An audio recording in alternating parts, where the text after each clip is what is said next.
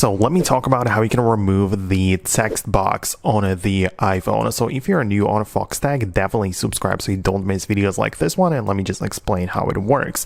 So you can see that right now if I type in some sort of text in here, you can see that it kind of like shows up around in there. Like I have like this floating type of thing, right, which also shows the text right there, and it is not really like a flaw in the system. It is really a feature, right? So if you don't know how to use it or don't need it, obviously it's a good idea to turn it off. And the way to do that is by going to the settings, finding accessibility as such, and the feature is called hover text right there. So as you can see, this is what you need to tap on, and when you disable it, you can see hover text has been disabled and it is no longer going to show up whenever you type some stuff in or whatever. So it's basically not going to be there.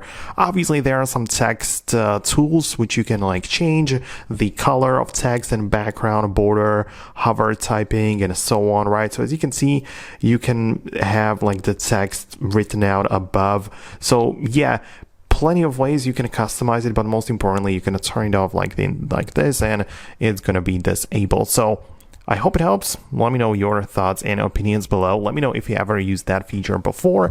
Thanks a lot for watching. I'm not gonna make the video any longer than it needs to be. So that's it, and I'll talk to you later.